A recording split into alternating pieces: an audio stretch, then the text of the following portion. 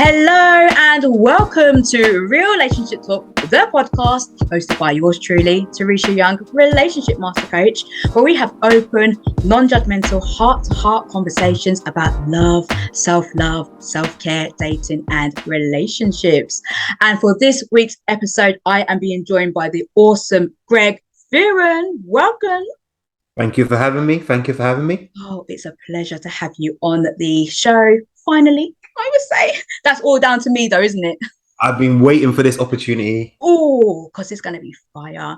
So, for everybody who doesn't know who Greg is a nutrition and health coach who helps 40-year-old and over women thrive, not just survive, whilst losing up to 20 pounds in 90 days.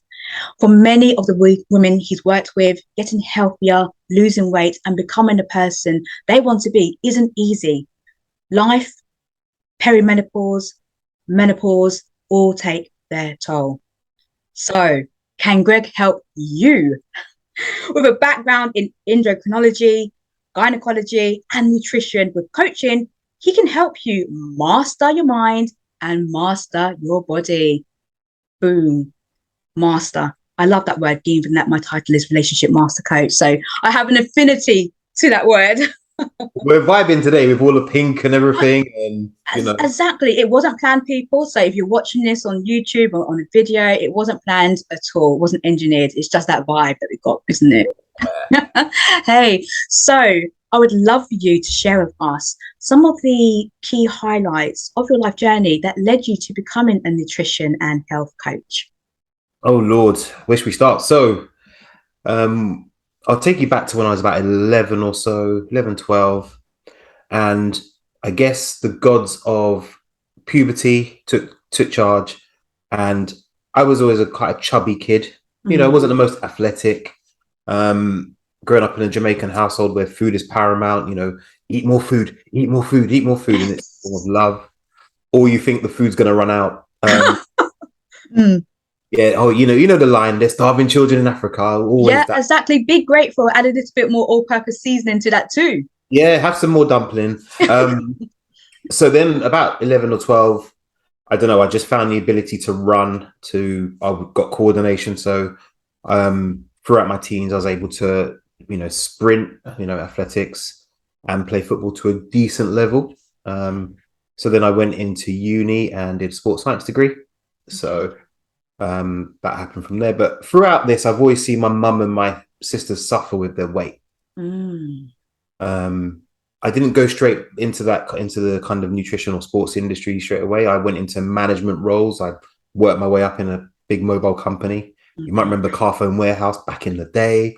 Remember? You say it like it was ages ago. That feels so recent to me. Yeah, well, it doesn't exist anymore, I don't think, in the way it does now. So I do remember.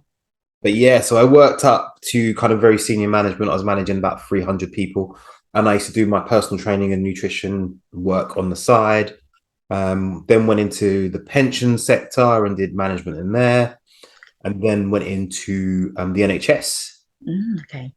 So I got to spend lots of time with world-class endocrinologists, gynecologists, and I used to run maternity and gynecology.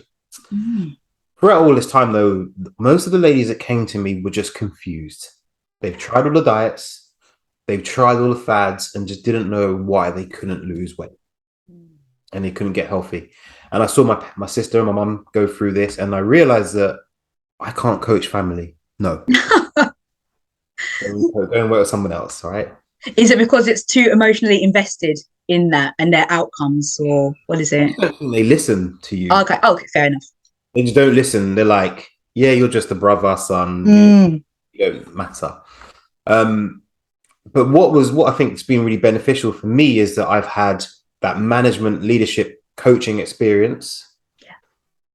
And also the physical, sports science, endocrinology, just understanding, learning. I've done lots of nutrition. I've done integrative medicine, nutrition as well. So I've done a whole load of things. But I just got upset about all the rubbish that women get told about what's going to make them look good and feel good. Yeah, I hear that. So no, from reading your bio as well, you have focused on also helping women to master their mind as well as master the body. So, what were some of your key learnings about mindset when it comes to the impact it has on body and the goals? Well, I guess so. The other thing I didn't share is I have a background in martial arts, as Uh-huh. well, Chinese martial arts specifically. And there's this thing about yin and yang, right? Mm, Masculine and feminine, hard yeah. and soft. And I've always believed and learnt that there are two sides to this coin. There's the mechanical side, Mm, calories, protein, do your squats, do your walking, get your sleep. But there's the emotional side, mm, okay? And the two can't work without each other. yeah. And the emotion is just energy emotion if you really break it down, right? So without the emotional bit, because let's be honest, most women by the age of 45, they try to diet at least 65 times. Oh, that's a number. Yeah. And I think that was an average, if I remember the study correctly. Mm. So, have you found that there are any particular common diets that the women are trying? Is there like that everyone's tried this one, for example? Oh, Lord. Most of it will be I'm going to restrict something. Ah, Um, so what happens is they go from, 4,000 calories, and I'll come back and I'll explain what happens here, mm, to 800 calories yeah. all in one day. The body is going, feed me. What's going on? Did you cut my neck off? Mm, My head off. Their mind is also now in a place of I need to be fixed. I need to do this fast. I need to do this now. The big thing is the weight didn't get on very quickly. It took years. So what we try to do is we try to do, you know, 20, 30 years of children, life stress, just not generally looking after yourself and putting yourself first, yeah. and try and do it in 6 weeks and hope that it's magically going to happen because we're driven by what happens on social media. We see all these Mm, fantastic transformations. We see all these fit pros who, we spend all day in the gym. So mhm. we got time to do that. And they see them and they're like, well, I want to do that. So I'm going to do it now. But actually, there's a lack of identity with Ooh, that. So the identity is I'm a mum, I'm a business owner, I'm a whatever I am. But the identity of being healthy, fit, and strong isn't part of you yet. ooh. So, are you saying, Greg, that these are things that are done at the same time, or do you work on your identity first before even committing to a goal? Does I need to have that clarity first? I think it's great that we always have a goal, right? We always need to Mm, know where we're going to go to. You need to put the sat nav in, put the postcode in the sat nav, or you don't know where mm, you're going, right? One thing I will say, first of all, is goal setting doesn't really work. Let me explain why. yeah. You need to have dream setting first Mm, because we spend so long trying to get away from pain. Oh, I need to get ready for this holiday. Oh, I don't look good in this. yeah. So I call it the rusty nail. Hmm. Yeah. So the rusty nail of pain is in your foot, and you know it's going to hurt to pull it out. But if you leave it in there, yeah, it's going to give you an infection, but it doesn't feel so bad now. It's calmed down a bit. Mm, We leave the rusty nail in, and we're like, oh, I need to get fit for this. I need to do this. And if you listen to the words, I need, need. I have to. If you look at hierarchy of needs, are all survival words. Yeah. So what we do is we go, all right, I want to lose weight. Let me jump off the rusty nail for a little bit, do the 6 week keto diet. No more carbs. I'm going Yeah. to eat cayenne pepper and honey because Beyonce said once upon a time. I did that one years ago. The lemon detox diet. Exactly. It was painful, let me tell you. I was in starvation mode for 7 days. That just sounds horrible. It was. It Yeah, was. you can't have been a nice person to be around after day 3. It was. It was. It took a lot. I did keep myself. That's the thing. If I was when I'm doing something very radical like that, I do need to keep myself from people. I do because I'm just thinking about food right now, and like if I can't get food, I'm hungry. So I Exactly. did. Yeah, I did have my element of reclusiveness during that time. Did it work? Did it have an impact? Yes. But as soon as I started putting that good old food back in my mouth, the weight started to increase again. But yeah, I've Exactly. heard it. I've followed the fads. Exactly. So what we do is we go, let me get away from pain for a short while, 7 days, 4 weeks, Mm, maybe 6 weeks. Eventually, though, we go back to the comfort. Mm. That And then, Snicker bar. yeah, you just yo yo. Let me go back to my old habits. Yeah. What I do with clients is I go, right, let's set like, what's the dream? What do we really want? So we've got something to go towards. Mm. And I don't just cover dream body health. I'm like, what's the dream relationship? What's the Mm. dream household? What's your dream development and social look like? What will you be doing? What will be your adventures, etc.? People Mm. can get excited. The ladies I work with get excited because, oh, I can have this. I'm like, yeah. Um, and often, and this is a tip for anybody, watch Martin Luther King's speech, I Have a Dream. Okay. If you listen to the wording he uses very vivid language that Mm. puts pictures in your mind. So when you have those dreams and you're now looking at them every day, you create pictures and associations for your brain because this Yeah. is fun. How many how many times have you looked at a dress and you've looked at it for about 4 weeks? You just constantly look at it, and then all of a Mm. sudden you got the credit card out and it's in your hand, and you don't even know how it got there. Yeah. I totally hear that. Holding on to the vision, connecting with your why, the intention behind it, the motivation behind it. And I think a lot of the cases is that people don't think about the long term why. It is that I need that dress for that wedding next week or for that wedding in a month's time. And then you lose touch with it. And then perhaps you fall back into the old habits because you've achieved the goal, but there's just so much more in order to make it sustainable. So how do you see any obstacles from the women or challenges when you say the focus on the dream Mhm. and they think, yeah, but what's my health got to do with getting the dream? Now, how is that going to change anything?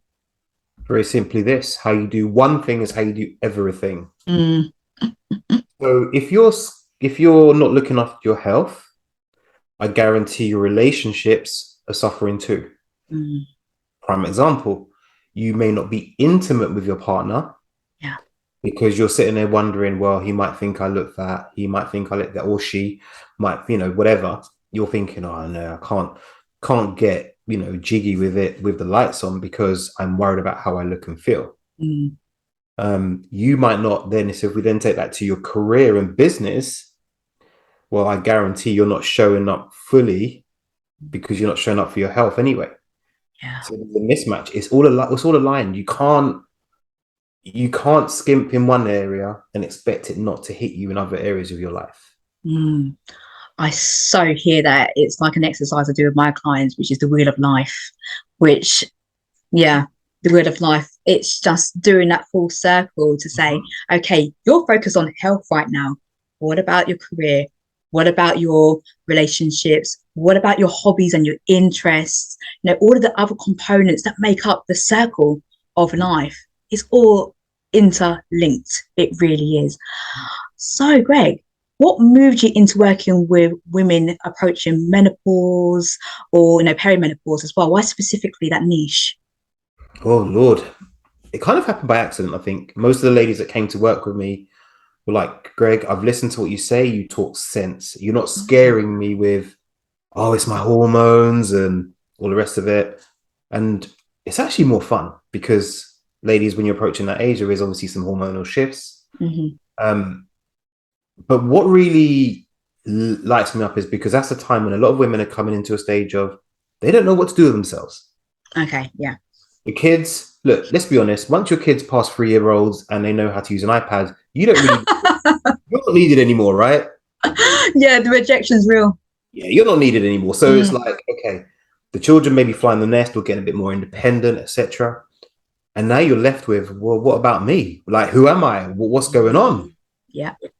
So then that's why it's important to do the dreams and stuff, because then you start to reconnect with who you want to be. Wow, that sense of purpose. Exactly. Mm. In Japan, you know that they don't retire. You just change your purpose. Oh, wow. There's That's no, that's incredible. Then in Japan, maybe they've already got that principle in mind from when they're young to actually be connected to a purpose. And it's okay to change your purpose might change of as course. well throughout life as we grow and we evolve as people, but it's being connected with that purpose. And that's exactly what you're saying about the identity piece, because we're so used to wearing the hats of mom, wife, sister, daughter. employee, whatever that might be. And then when you strip it back and say, okay, who am I? What do I stand for? What's my purpose? So not only maybe when you're at 40 plus, you're grieving the loss of maybe your children moving homes, like who am I? Are you also dealing with any women who are grieving the loss of perhaps youth and getting old? Do you find that those are any fears that come to you? Definitely. The first thing that I always hear from the ladies I work with, Greg, I can't lose weight. It's my hormones. The hormones thing. Yeah. And let's be honest. Yes, there is a down regulation. There's a downshift in progesterone and estrogen. We know this. Mm. My question is, so what are we going to do about it? Are we just going to accept it? Or are you going to decide now is the time for me to actually put some time and effort into myself and still come out awesome? So I think what also happens is people start thinking about grandchildren. Oh, I can't run after my grandchildren, or I can't get on the floor and play with my grandchildren, or I'm walking. And it's the small things that happen, right? I run up the stairs the other day and I thought I was going to have an asthma attack.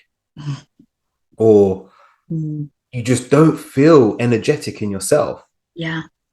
Because literally, let's be honest, we spend the day, we get up, go to the loo. So we sit on the loo. Then we get up, go and sit at the breakfast table. Then we get up, sit in the car to go to work. Then literally the walk up the stairs to the office is probably the biggest walk, right? Yeah. Sit on the desk, right? And then we sit there for 8 hours, maybe a few meetings. Yeah. Come back and repeat the journey, sit down Netflix. Gosh. And then your body starts to protest, right? Oh, yeah. You're doing something different now, right?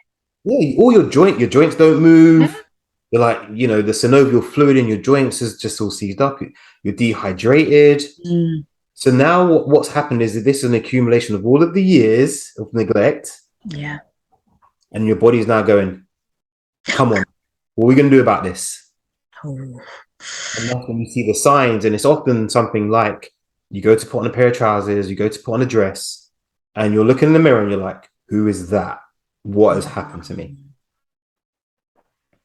And you start maybe beating yourself up with all of those thoughts as well. So you go into this vicious cycle of just, starting to beat yourself up so you do less. Well, you become more complacent and just accepting of it, and just thinking it is what it is. When the aging process, I would imagine, it's just the hormones and everything like that. So now in my mind, I'm thinking, I'm 38 now. In a couple of years' time, I'm going to be 40 myself. And I'm thinking, I don't need to change anything right now. I'm just going to keep doing what I'm doing and it's all going to be fine, right? Is that a huge misconception for me? Well, actually, I'm going to say if you've trained throughout your life and looked after your health, then of course you're going to generally, you won't have to adjust that much. There might be some tweaks now and again, yes. Yeah. You have to remember the vast majority of the people listening to this aren't in the gym 3-4 times a week. Yeah. They're not hydrated properly. They don't eat balanced. They don't sleep properly. They're busy looking after everyone else but themselves. So now they're like, oh my God, I've got to do all of these things to now stay in shape, right? Course correct. Yeah, they're like, oh my God. So this is the other thing. I'm going to blow people's minds with this, hopefully. We create stories in our minds about things.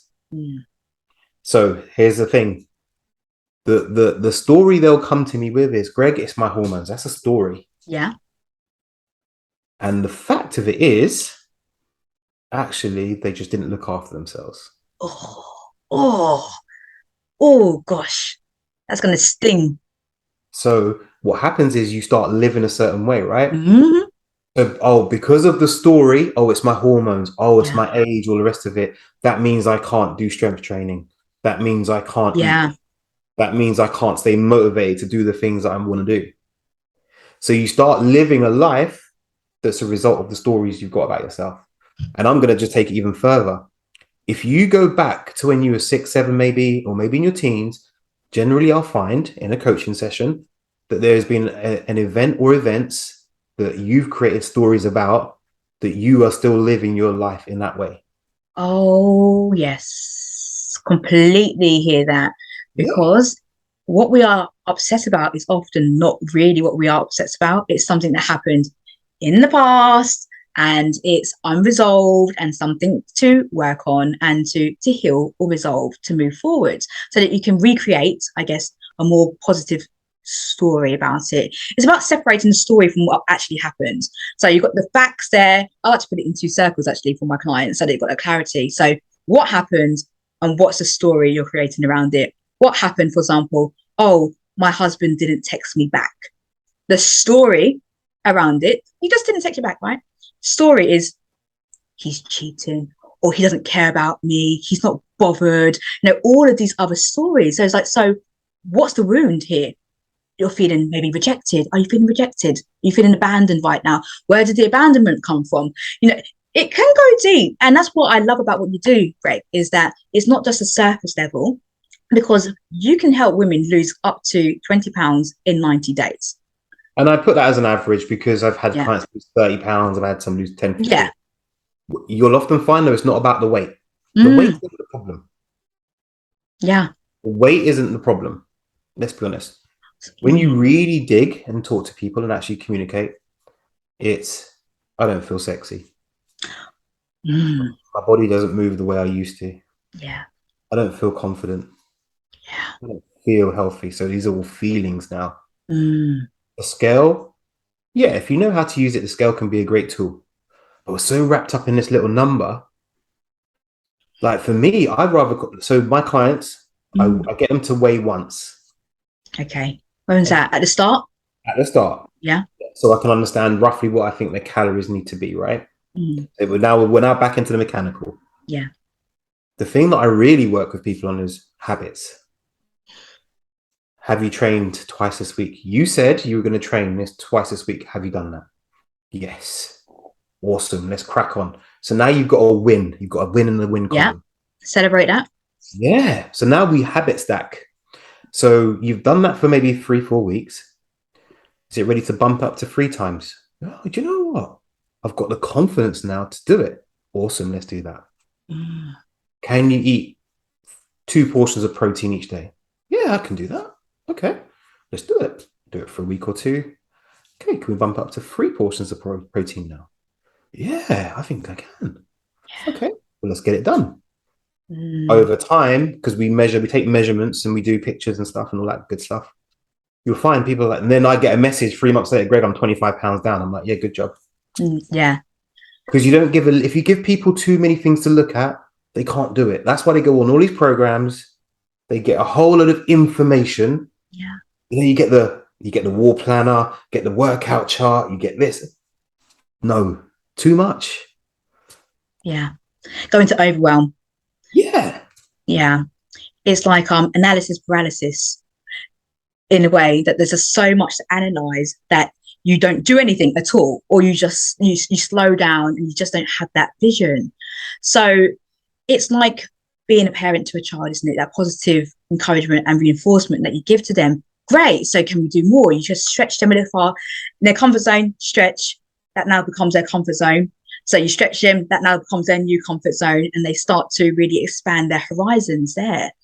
So for the ones who aren't, so you're not habit stacking, for example, because for some reason, so what are some of the justifications or excuses you get for people you are working with, but it's just not really happening for them? Is it time and various different reasons that they're given to you?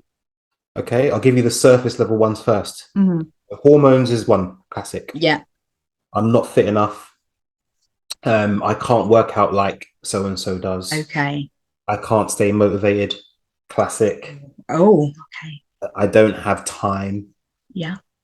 So these are kind of the classic surface ones, right? Oh, I've got the kids. This is a classic one. I've got to look after the kids. Awesome. Underneath it, the real reason I don't believe in myself, I haven't prioritized myself. I haven't learned how to prioritize myself. I haven't had an honest conversation with my support network to say, this is what I want to do. I've had no one to guide me through this path. Wow. That's so the guidance part, because this is where you step in as the coach to help.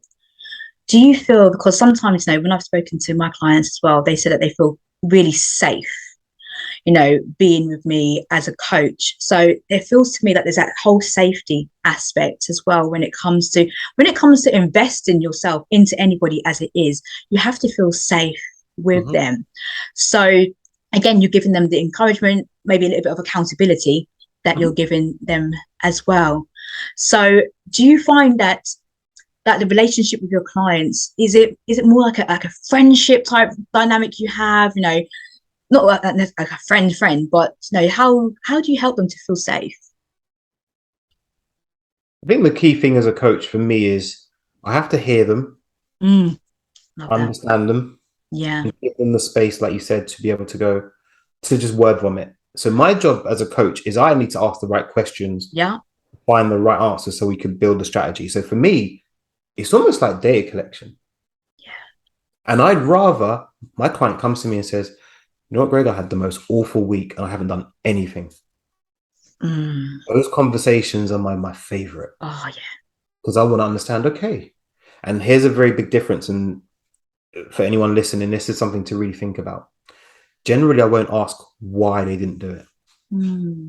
So if I said to you, Teresha, why didn't you train this week? How does that feel? Gosh, but very accusational. Cool. Yeah. Exactly. Very subjective view. Like you're judging me. Stop judging me, Greg. Okay. I had things. Life. Life happened to me, okay? Yeah. So if I change the question to Teresha, what made you not attend the gym this week? Okay, so it allows me for some introspection there to go deep. So then I would come up with a reason why it was. It'd still be a reason, but it doesn't sound like I have to have my defense mechanism up and just say, stop. It's yeah. So I think people will find that my approach is not what they used to. They used to the drill, sergeant, do 25 burpees. Have you got 2 avocados, 2 chicken breasts on your plate? Like for me, I've even stopped doing diet. Like I used to do meal plans back in the day. I don't do that anymore. I give them a blueprint based on what they've told me at the beginning and what I think is going to work for them. But I'm like, listen, I want you to eat the food you love. Yeah. Why are we going to change something? If we try and say to right tomorrow, you got chicken and broccoli every day, the shock factor. And let's just say you're you're a West Indian woman who loves curry goat on oxtail, or you're, let's say an Irish woman who loves potatoes. Why am I going to say you can't have potatoes? You can't have curry goat? That doesn't make sense. Automatically, you feel the defense blocks coming up. The resistance to that is like, oh, really? It's a big lifestyle change. This is what I've heard before. This is what I've done before, and it didn't work. Yeah. So, it might be right, Teresha, this week. Yeah, you may have sent me a few pictures of how your food looks because I don't like to give anyone anything in their first week. Okay. I'm like, it's my assessment week. Start showing me what you eat. Send me some photos of stuff. Let me understand what's going on with your sleep, what's going on with your stress. And I look for patterns, right? Yeah. So I know now after about a week, I'm like, aha, I got it. So Teresha always eats more food after Thursday. So I might be going, Teresha, I've noticed this. Something's happened. Sometimes the pattern doesn't happen straight away, but I'll notice it. Teresha, I've noticed that on a Thursday, you tend to go a bit crazy, or you go a bit quiet. You don't message me, or I don't hear from you. Oh, Thursday's a really bad day. Okay, cool. Tell me about it. Yeah. I've got this meeting with my manager, and it's really stressful. Okay, talk to me. And we'll actually go into coaching about the business stuff or the career stuff. So actually, the issue isn't the diet. Yeah. It's the other stuff. Is what you reacted to, how you feel in certain situations, that then you look to food as a stress reliever, because people don't like the feeling of stress. So to get away from the feeling, we eat. Yeah. It's not the stress that caused the problem. People, I'm too stressed. I eat because I'm stressed. I hear that. Because of the feeling. You haven't learned to be comfortable with feeling stress. So you spoke about some of the martial art practices that you have. Do you combine that with your coaching as well? Because I'm assuming that the whole thing about stress, breathing, all of those other things that come along with being great at martial arts, that can also help with the coaching that you do in some way, shape, or form. Yeah, how do you use that in that way? Well, ultimately, like a lot of these things, martial arts, especially Chinese martial arts, actually came from yogic practice. Oh, okay. If anyone study any geeks out about Chinese martial arts, like me as a Jamaican heritage, we grew up on Jackie Chan, Bruce Lee film. Yeah. That mum put me in front of the TV. I wasn't watching Batman. I was watching Jackie Chan. Yeah. Um, and I guess what drew me to it was that it's a very holistic system, right? You got breath work, Yeah. or we call it qigong, which is energy work. Okay. So it's how to regulate breath and energy and move them together. Mm. You've got hard, you've got soft, etc. But so for me, it's like, well, can you sit for a minute and just concentrate on breath? Can you be in a queue at work or in a post office, feeling stressed about what's going on? And Mm. okay, I'm just gonna breathe in through the nose, breathe out through the mouth, concentrate on the breath. Yeah. Oh, I feel better. Okay, cool. Carry on. The feeling of stress that you had is now gone. Mm. You can change your state at any time. Yeah. You know, like change. I'm very calm and animated at the minute. I'm feeling very lively, but I could go like that straight away and be like, right now I'm very intense. And I'm in a martial stance. Yeah. No, I change back because I've learned that actually I control my state. We've got this learned helplessness in society today, Yeah. where we get told by everybody, you can't do this because of your hormones. You can't become the person you want to be because of some reason out of your control. Yeah. Yeah. So what happens is people have learned helplessness. I can't get rich because of X, Y, Z. Well, Mm. have you played the lottery? No. Well, have you built a business or started to try and sell some stuff that you don't use? No. Well, how can you get rich? Oh, well, it's my economic situation. I get it. It's not easy for everybody. Didn't say Mm. it was easy. But if you're willing to do the work, you can achieve some amazing things. And I think that's the one thing that Kung Fu's taught me, and Tai Chi and all that stuff, that the things I used to watch, I was like, I can never do that. Yeah. And I used to get my mum's every Jamaican mum used to have a scarf back in the day, right? Yes. And I used to have my black tracksuit bottoms and my white socks with the black Hmm. soles. And I used to get my mum's Oh. thing. I tuck it into my trousers and do the proper, and I used to make all the noises and stuff. And I was like, I can never do that. And then when I got a bit more independent, had some money, the first thing I Mm. did, I was AOL dial up. Ooh, there's a Kung Fu class. Let me start. Yeah. So it comes back to the ladies that are listening to this. Like, what are you willing to do for your dream?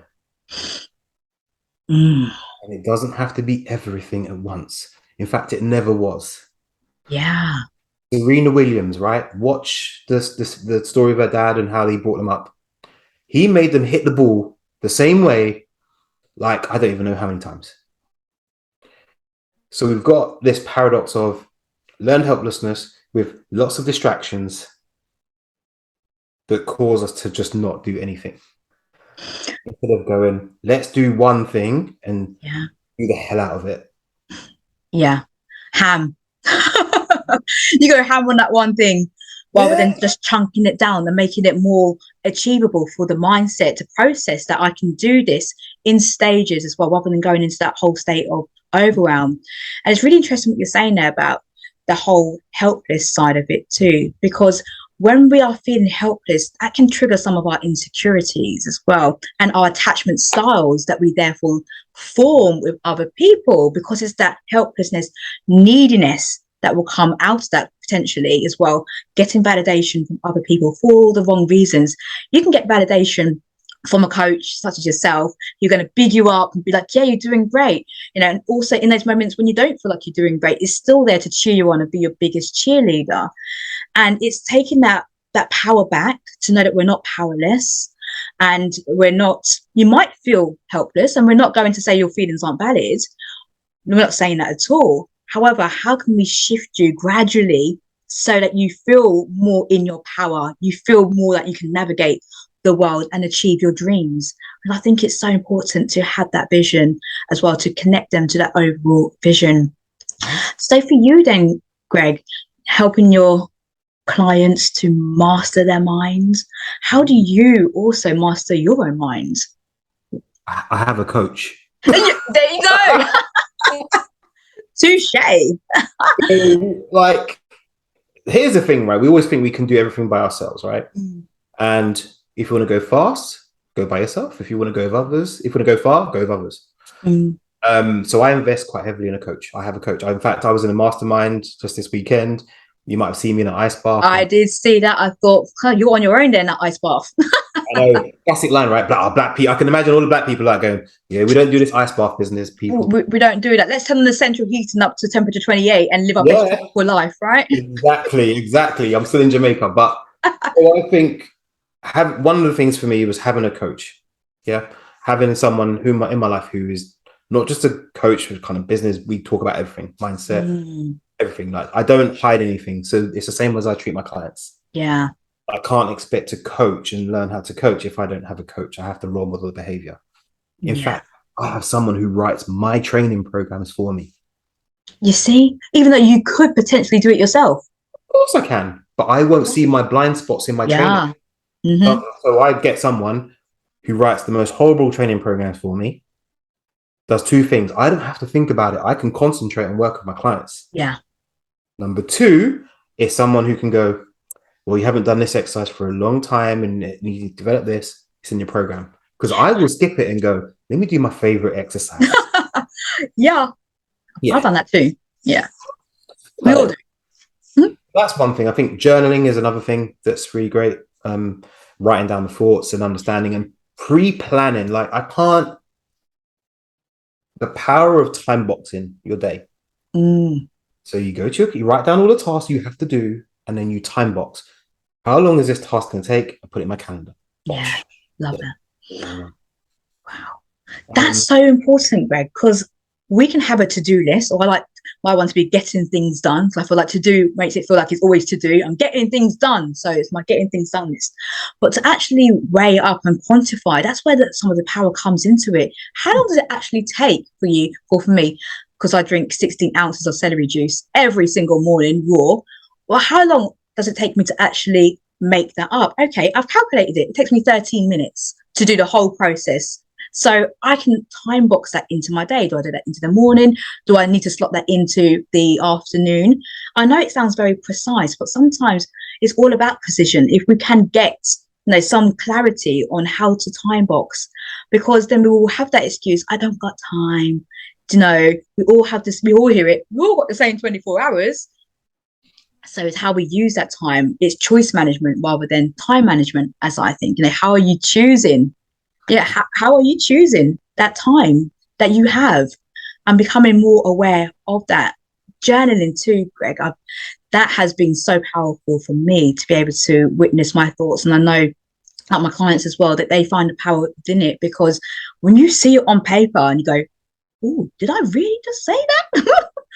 Did I would not say that to my daughter. So why am I saying it to myself? It's that whole awareness piece and starting, as you said, a lot of times people haven't spent time on themselves. Actually, who are they? What are they thinking about? What are they feeling, connecting with their emotions and being okay with that? And then moving forward and noticing the patterns, like what you said before too, patterns and trends. The data is so important to help you to then move forward. Well, here's a classic one, and a lot of ladies are going to hate me for this, but I don't care. Like, here's a classic thing. I can't lose weight because I'm healthy. I eat healthy, so it must be my metabolism. Oh, cool. yeah. I've been tracking my food, and I'm on 1,200 calories, and I've been on that for a year, and nothing's shifting. Show me. I love the way you come deep into the camera for that one. Show me. Show me. And that's not said with in a combative way. It's just I want you to show me, because then I can look and see. 99. If you're not assessing, you're guessing. Oh, I love that quote. Let's repeat that one. Mic drop. If you're not assessing, you're guessing. You're guessing. Wow, love that. If I have a client and she eats more on a certain time of the week, she'll be like, "Oh, my motivation." I'm like, "You're on your period, love." You know it better than. Oh, my weight's gone up. I put on 5 pounds. Yeah, but this is week 5 compared to week 1, so you're probably on your cycle. Yeah. Oh, okay. So if we don't track stuff, how will you know? Like Yeah. people get upset about because I'll have some of my clients track their calories Mm, mainly as an education piece because yeah. if you track your calories, like ladies, I'm giving you free info to help you get in shape. Thank you. Track your calories and use the greengrocer method. To Please explain, elaborate. greengrocer, what? Mm. Very simply, this: when you go out to buy bananas, you ask the greengrocer how much of the bananas you want. Can I have? You either do it in monetary terms, so can I have £2 worth of bananas? Hmm. Wait, you like, can I have, I don't know, 2 kilos of bananas? And what does he do? He gets the food, he gets the scale, and he puts the bananas in the scale. So Hmm. he doesn't get too little or too much. People go, oh yeah, okay, that makes sense. Okay, we'll do it with your food. You don't have to change what you eat. You just have to, before you cook it, just put it on a food scale and then track it. And then we'll see what's really going on. Yeah. I think what happens for a lot of ladies is they're actually scared to see what's really going on because that will reflect back on them. And then they take a moral thing of, well, I'm bad, I'm silly, I'm not good enough to do this, all the rest of it. All this judgment comes in. Yeah. Oh, it's data. Mm. What you thought was 1,200 calories is actually 2,500. You just didn't realize what you were eating. So now we have this info. What can we do to make it harmless and easy for you to start getting results? Mm. Yeah, I hear that in such a non-judgmental way too, Yeah. because for me, when I started measuring my food and doing it precisely, there was no reason for me to blame the food, for example, or that component. But what I did focus on is how much water did I drink? What was my sleep like as well? No, maybe I didn't sleep very well. Am I on my cycle? Now, there's so many other components that make you go, okay, that's fine. I can work even more with that. It's that clarity and not to be afraid of the data. That is it. Data is just, it's just data. But the story that we create around the data is what we need to focus on. I eat 2,500 calories. That's the data. The story. Oh, I'm unmotivated, blah, blah, blah, blah, blah, blah. The outcome. Oh, I'll just keep living in bliss. And, I can't put on my favorite swimsuit. I don't want to get my body out in front of my partner. I don't want to put short sleeves on in the summer. I don't want to wear Yeah. shorts. So you see all these outcomes. Mm, Actually, if we just said the fact is you're on 2,500 calories, how can we reduce that by 500 very easily? And you can still have your chocolate bar. Oh, I can still eat my chocolate bar. Yeah. I know I'm talking a lot and I'm in my flow here. So sorry, Teresha. no, no, go ahead. I love this. The chocolate bar, right? Everyone blames the chocolate bar. So do this. If you're going to track your food, just do it for a week. I swear it will be eye-opening for you. Track your oils, sauces. Don't you track vegetables, don't worry about that. But Mm, your carbs, your protein, fats, track those, right? Here's the thing. Start first with putting in your favorite chocolate bar every day. ooh, Put it in. yeah. You'll then find that the chocolate bar is about 250 calories, especially nowadays where chocolate bars are like this nowadays. Well, Like, exactly. My Kit Kat chunky is just it's not doing much. exactly. They're robbing us out here, right? Yeah. So it's probably about 200 calories nowadays, right? Yeah. So that's 200 calories. You now have, let's just say, ladies on 1,800 calories. Because again, ladies will go to 1,200 when they would just, that would Mm, just be a hunger fest for them. yeah. And then they're going to dive bomb into pizza and chocolate and wonder why they can't lose weight. So 1,800 calories is what you need to lose weight. Awesome. Now you've got 1,600 calories to do whatever you want with. And you still had your chocolate bar. And you still got the chocolate bar. And then I guarantee you probably won't eat that chocolate bar every day. Oh, Oh, really? Greg, I can't Oh, lose really? weight. I'm doing something wrong there then. Put the chocolate bar in. No, because, Yeah. but seriously though, I guarantee you don't have the chocolate bar every day. So there's going to be the odd Oh, yeah. day, Yeah. but there's going to be the odd day. It could be like maybe Tuesdays a week where you just don't even think about it. But you've Yeah. already got the chocolate bar in it and you're like, oh, I've got more calories. Oh, I Yeah. can eat. So actually having the data allows you more freedom Mm, rather than, oh, yeah, I've got to give up potatoes or give up rice. No, Do it the other way. Yeah. Put in the stuff that brings you joy. That is bringing you joy because that feeling it's Mm. creating for you at the moment. So you have to accept it. And the fact is that when you know that you're not, it's that whole lack and abundant mindset, isn't it? Is if you are in the lack, then you're going to probably crave it more. So it's like, I can have it, but actually I'm choosing not to have it, but I know I can because it's okay. My choice. So you're empowered to make the choices. Yeah. Oh, that's so good, Greg. Everything that you're saying there is the relationship we have with everything. The relationship we have with food, the relationship we have with our jobs, people, the stresses in our life. So I was wondering if you'd be cool to kind of navigate into a discussion more about relationships from a ooh, Okay. from a personal perspective. How does that Mm. sound? Yeah, you ready? Let's go. Let's go. Let's do this. So, Greg, reflecting back on some of your key romantic experiences, current, present, or past as well. How would you describe that journey? Were there any key lessons that you learned from it?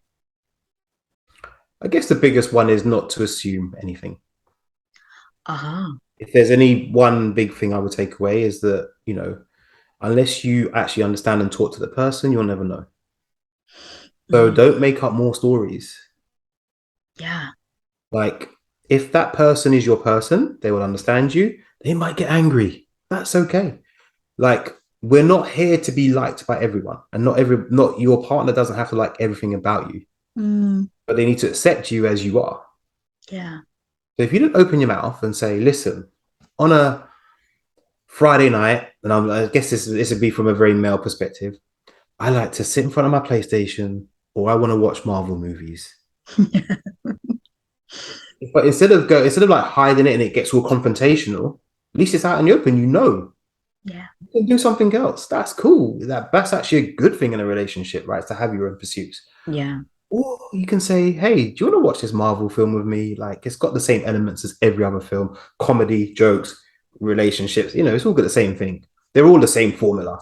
You might like it. Now you've got an inclusive. You're doing it together.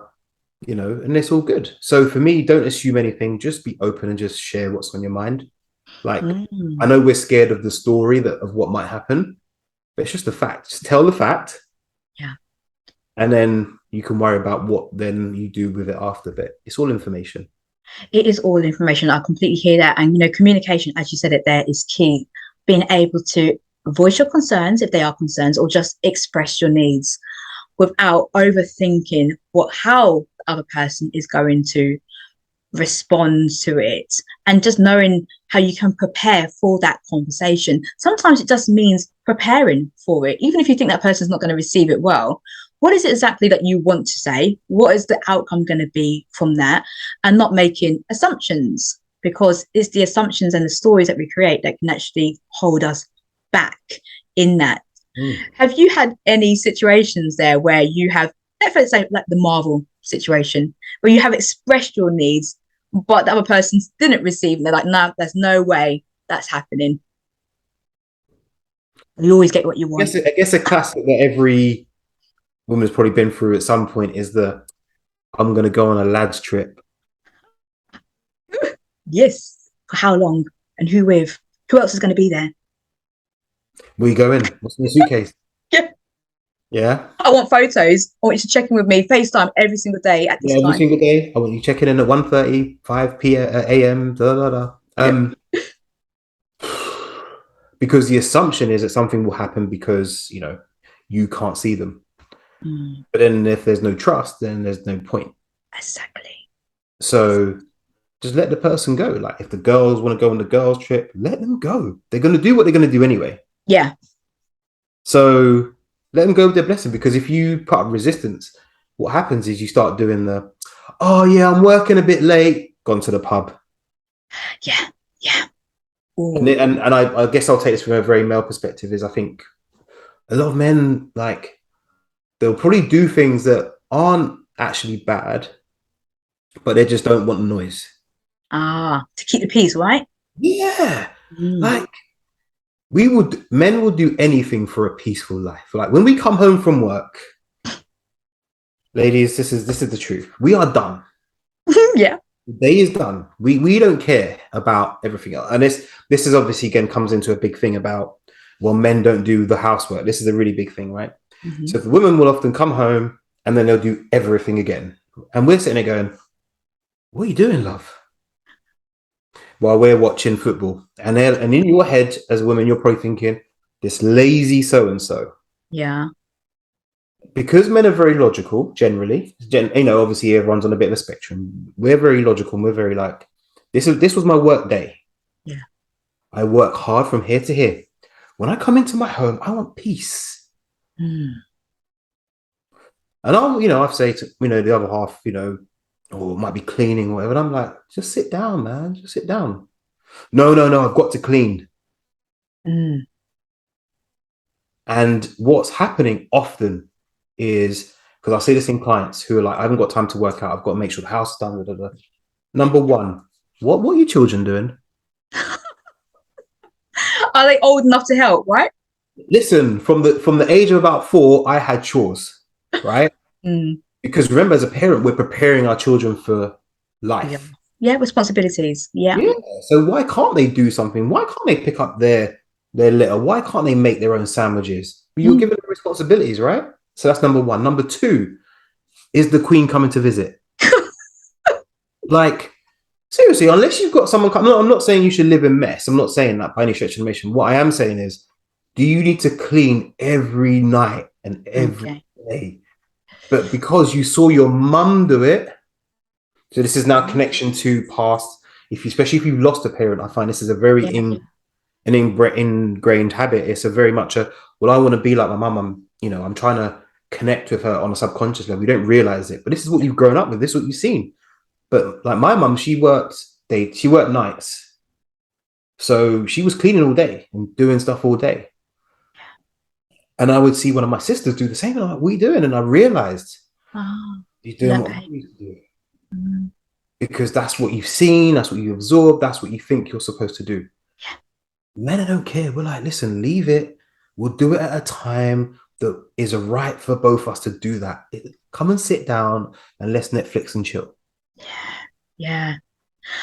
I hear what you're saying there. Is that sense of identity and the whole belief system that we can adopt, growing up and seeing what maybe our carers have done, our caregivers, our parents, and we adopt the same behaviors. Equally, on a man's side of it, they might have seen their dad sit back, not do much in the evening when they come home from work. Everything has been ready, prepared for that. So we are mirroring the behaviors as we get older. But that's when it's all down to communication, to understand why it is important, for example, for, let's say, the woman of the house to do all of those domestics. What is the importance now? What is the gain? There's usually a secondary gain for us whenever we are doing something. So it could be a fear. If it doesn't happen, then this. So what's the fear behind not doing it? Why can't we just chill together? What is it? Why is it so important to you? And having those conversations. So I do really like that example too, because you also spoke about the importance of having that personal space. Yep. So would you say that's another key ingredient to having a healthy relationship, is that time apart? Yeah, for sure. I think in the past, especially when I was younger, it's very much like this very intense relationship. You were together 24/7. You didn't leave each other's sight. Even if you walk to work, you'd be messaging, love you, oh, I miss you. And you're like, I just saw her 2 minutes ago. Yeah. Let me know when you're there. Yeah, what's wrong with me? Yeah, let me know when you're there. Oh, I've sat down, I'm having my lunch now. So you get used to that. But I think being very strong and saying, look, this is who I am. This is all about me, and I will do these things. I was watching I love Married at First Sight, right? Australia. I was watching that too. Oh, Australia. I watched the UK one. English one is not as good as Australia. Ladies, watch season 6. Season 6 is the one, Australia. Anyway, so this guy, I think it was in season 9, I think this one, and he was like, listen, I go to the gym like for 2 hours every night. And then they did the homestay thing, and she went to the gym with him, and she just rolled her eyes. She just, and I was just sitting there going, oh my God. Now, does he need to be in the gym for 2 hours? Probably not. He should get a good coach to write him a proper program. He could do it in an hour. But what I will say is the thing, he will change fundamentally as a person from not going to the gym. Yes. So this is a dad bod argument. Okay, so this is a big thing, and I know this is controversial and going off topic, but the dad bod thing. You know, oh, I want a guy who looks like he's going to look after us. The guy that's going to be able to look after you is the one that's healthy and fit. Yeah. What I think happens is we see that as being vain. Yeah. So then the story is, I'm not vain, therefore I don't go to the gym myself and look after myself. That's interesting. That's Oh, I don't want my man to look this good. I'm not looking after myself. mm, Subconscious. This is why I love dad bods. I love dad bods because whatever. And then you'll see them at Magic Mike yeah. or Chocolate City. Yeah. So the argument about the dad bod isn't necessarily about the guy or even the girl, because let's be honest, there are guys who don't go to the gym and their other half goes to the gym. But it's about your own beliefs about what you're seeing. Mm. And also how you're feeling, because I know there were some studies out there, and women were given a choice between, these are women who were dating, and they were given a choice between a guy that had a fantastic body, just was super super fit and everything like that, and the guy who had a bit of the dad bod, so to speak.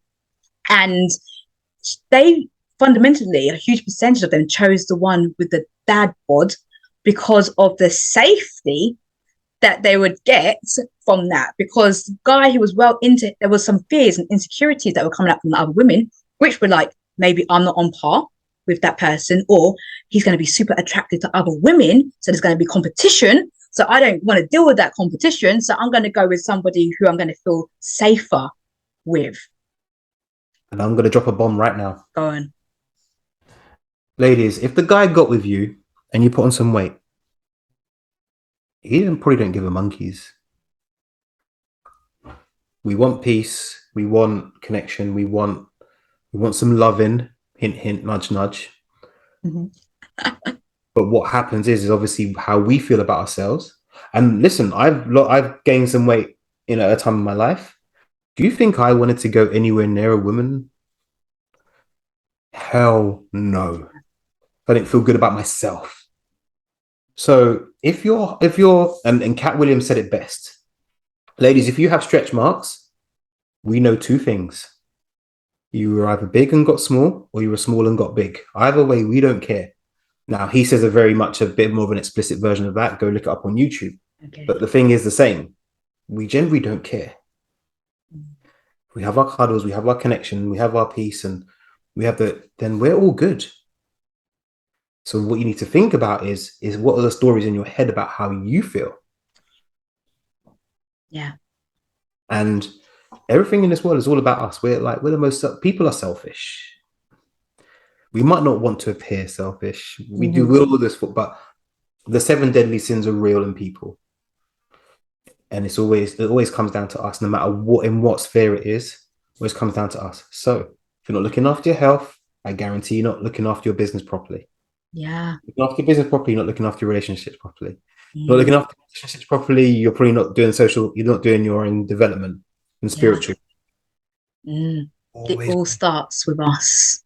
And everything, just now, I'm a firm believer of that. If you want to have all those components, it does first start with yourself. It's that self-care, self-love, taking care of yourself, just doing the basics, really, in order to achieve that. And you have said some really great components there of a healthy relationship. You spoke about communication. You've spoken about trust as well. And you've also spoken about the power of me time, and how that can help. And just really just embedding that really into a relationship. Now, those are 3 important things. You start working on those things, then of course it can help the whole relationship in its entirety. Well, here's the thing. If you don't trust yourself, how can you trust others? If you don't communicate with yourself, how can you communicate with others? If you don't love yourself, how can you love someone else? Yeah. Well, how it seems to be is that we seek that trust from somebody else, that external, it's all external to us. Now, I will be more trusting when somebody shows me, it's like, what are you doing to show up for yourself, to actually prove to yourself that you can trust yourself? And a lot of that is down to, do you stick to your boundaries, your commitments? Because if you don't stick to your commitments, you're kind of breaking that trust with yourself too. So you start to spill that you get frustrated with yourself. So that frustration, Comes out. therefore, yeah, onto somebody else too. So it's such an awareness piece. Classic one. You haven't been to the gym for a while. All of a sudden, you start nitpicking at the kids because they haven't done their laundry like they're supposed to. Start nitpicking at the hubby because he was late a little bit. Yeah. What you're seeing is how you see everyone else. Mm. But actually, you're seeing it from your own perspective and going, "Should I haven't really stuck to my own commitments. Yeah. I didn't stick to the yoga session I said I was going to do. Yeah. I haven't committed to eating more vegetables like I said I would do." Yeah. It's that self reflection. Because I often, if I feel disrespected, for example, I would sit back and say, so Teresha, get honest with yourself. Are you truly respecting yourself? You feel disrespected because but is that really a reflection of something you've done for yourself? Okay, let's get real here. It might be painful, but you have to get real with yourself in order to be real with other people. Amen. That's how I say it. I'm also curious, Greg, to understand a bit more about what your personal definition of love is. Whoa. Okay, let's end the podcast there. Thank you. We'll take this off. No. Love has always been a hard one for me. I think. I think there's obviously a biochemical thing, but there's also that's the emotional part. But there's also then a logical, mechanical part, which is the showing up for it, being open, being present, and all that stuff. So again, you can't have one without the other. Yeah. Because if you don't do these bits, then the biomechanical feel, the emotional and the biochemical stuff goes down. Yeah. If you don't have that, then you're not going to do this anyway. So you have to have both, and they will waver at times. Like people talk about balance, right? Balance. It's like there's two words I hate, especially in my industry, the wellness industry. Moderation is a rubbish word. Like no one understands what moderation is. Your moderation is different from my moderation. Yeah. Shelley down the road, her moderation is different to mine. Yeah. Moderation is a rubbish word. Number two, and now I've just forgotten what I was going to say because I started to rant. Balance. Yeah, balance. That was it. Sorry, balance.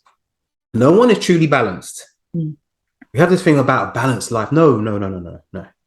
Like, I'll take it back to martial arts. If you're a samurai, so Japanese martial arts, they will practice the same cut every day. Oh, he hasn't got a balanced lifestyle. Well, that's his balance. He wants to learn how to be a master swordsman. Yeah. So you just have to find out what and it will change as your values change in life. Like an exercise I do with clients is, what are your values? Yeah. What do you really value? So you have the dream setting, then we do values alongside, getting to train, walk, sleep, all that good stuff. Yeah. But what are your values? What do you really value? I guarantee 99% of your listeners here will say they'll do their values. I'll say, look, write down maybe 20 to 30 things you value in the world. Yeah. And whittle it down to 8. And then what will happen? I'll look and I go, where are you in there? Oh, it's vain to be. So you'll see then that what you have as values is how you live your life. It's very simple. So would you say, I'm super curious, that your values in a relationship are the same as your values in all aspects of your life, or are they different in a relationship? What are your values in a relationship? Yeah, I think just the things you said, like I've said before, like trust. Yeah, like for me, I want ease. I want a path of least resistance, right? I want to just make it. I don't want bumps. Like I know bumps will come. Yeah. And I know I don't want the bumps to be like a road in Jamaica with the potholes. It's more damage to the car than anything. Exactly. But I want to, and there are going to be bumps. I don't want them to be there in the first place. Yeah. So let's deal with them when they're little bumps rather than make them a speed bump that's going to mash up your suspension. Oh gosh. I like that. I like that metaphor that you've done there. I think that reads really in, because you've been very real about love, because no matter how you describe it, it's what it means to you. And there's the realness that, okay, there may be bumps, but let's try and mitigate that as early on to kind of foresee what those bumps might be and how we're going to handle that as a couple. And is it really a bump? Is it? Ooh. Have we asked that question? Is it what you felt was going to be a big thing? It might just be like, yeah, cool, go do it. Yeah. Oh, that requires some depth in conversation with your partner to really see what is a bump to you. Well, here's a question. If you know what the dream is and you both have the dream written down and your dreams are fairly aligned, the bumps generally become a lot easier to navigate because you know that whatever you're doing is going towards that dream. That's so good. So, That is so good. like, most people, this is gonna, people are gonna get upset by this. Most of us are living the prostitute archetype. Explain more. Well, we're doing things that we have to do that we don't really want to do because it gives us an outcome. Mm, So that's the opposite of the dream archetype, right? So mm. we're doing things. We go to work 9 till 5. Actually, probably 8:30 till 7 because I got to do that extra project. Yeah, exactly. You're bearing your soul, your energy, your health for this paycheck at the end of the month. Mm-hmm. Is it giving you the life you really want? Is it the life that when you were 4, your teacher said, "What do you want to be?" Is it that life? Mm.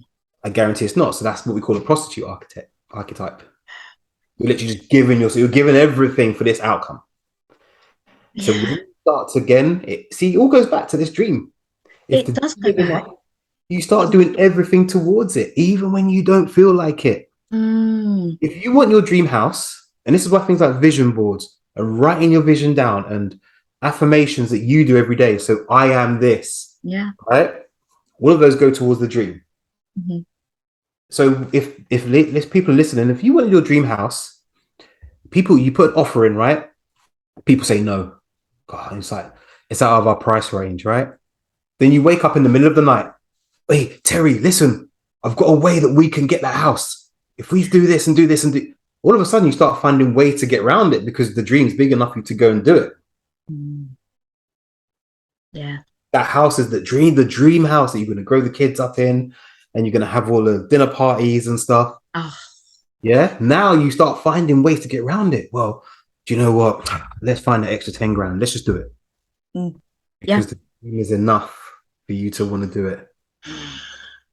That's great. What you've touched upon there is the beauty of having a joint love vision or just having that vision for your relationship and where the direction you're going through with that dream. So important to have that. And for my clients as well, I like for them to create a mission statement for them to actually know what we stand for. And it sounds like to remind themselves of where their purpose is, what's their mission in the relationship. So key for that and to work towards it. Look, we've manifested everything in our life right now. So the manifestation process works, whether you're happy with what you've got or whether you haven't, but it is what it is. So dream big. Greg, this has been such an amazing conversation with you. It really is. And I want to thank you so much for everything that you have shared Okay. as well. I'm so honored to have you on. I would absolutely appreciate if you would leave our listeners with one key message to help them along their journey of love, life, and relationships. Be very clear about what you want. Like I'll use my industry. Every woman comes to me and says, Greg, I want to lose weight. Yeah. Everyone talks about it. You hear it in the queue, the parent line. Oh, I need to lose some weight. Hold your belly. What do you really want? Do you want to be strong, agile, healthy, like a leopard? Now that sounds a very different thing to I want to lose weight. But which one are you more likely to do? What will that body give you? How will it improve your business that you decide that you want to invest in? How will it improve your relationship with your children? How will it improve your relationship with your partner? How will it improve your relationship with yourself? How will it improve relationship with your parents? That's what that body will give you. It won't just be a weight on the scale. So for me, Yeah. there's one thing. You have to be a 10 out of 10 of what you want to be able to get what you want. And if you haven't got a dream, you're not going to be a 10 because you don't want it enough. And that's okay. That's cool. You can sit with it, rest with it, come to me whenever you're ready. So I say to my clients, I only work with people that are 10 out of 10 ready to do this. I don't care if you haven't exercised for 20 years. That don't bother me. Those are my favorite clients because they really want it. When they talk, they get passionate, the tears come out, we get deep, we get emotional about this stuff. Yeah. Those are my best clients because they say, Greg, I'm a 10. I've committed to this thing that I want. I've got In fact, I did it to a client the other day, last year. So I say, her name was Teresa. She lost 27 pounds, and on our call to decide whether we were going to work together, she started talking about this dress, and it was a blue dress, and I can remember it so well because I got her to describe it. Yeah. Right, lace round here, and it dipped a bit here, short sleeved, fitted at the waist. So I know this dress myself. Yeah. So what I said to her was, right, before we work together, I need you to go and do something. She was like, what? I went, go and get it. Okay, cool. Now go and hang it somewhere where you can see that dress every day. Now look at it. And she was like, oh, I'm like an 8 out of 10. I said, okay. Are you a 10 now? You've seen the dress that you really want to get back into, that you haven't worn for 20 years, that Yeah. you want to wow your husband with and show your friends, actually, you can do it. Let's go. 27 pounds lighter. Wow. Wow. It's that whole connection piece, isn't it? Is the bridge. It's really bridging where you are to where you want to go. That's what we do generally as a coach, and getting people connected with that. I think that is such a beautiful takeaway for all of the listeners to mull over. You just dropped so much gems and so much fire in this conversation, as it as it was anyway. And if anybody wants to reach out to you, Greg, how can they contact you? Have you got any future events coming up as well that they might be interested in knowing about? So currently I have 2 programs. One is a one-to-one program. I am revisiting it, and it's going to be called Unstoppable. There is also a group program where you can work with me and a few other crazy ladies I work with to get still very bespoke coaching. But that's called Revolution. So just drop me a message about that. You generally find me on Facebook, Greg Fearon. You'll see my face and picture. I'll give links to Teresha, and on LinkedIn, and I'm on TikTok, Greg Fearon, on Instagram, Greg_Fearon. There we go. And I will drop the links as well to that in the show notes so that you can reach out to Greg. And once again, thank you so much. It's been absolutely amazing having you impart your wisdom, your knowledge, your humor. I absolutely love our conversations. I do. And for everybody else who has listened to this, I want to thank you for your time, for your attention and your energy. And until the next episode, do take great care of yourself and others too.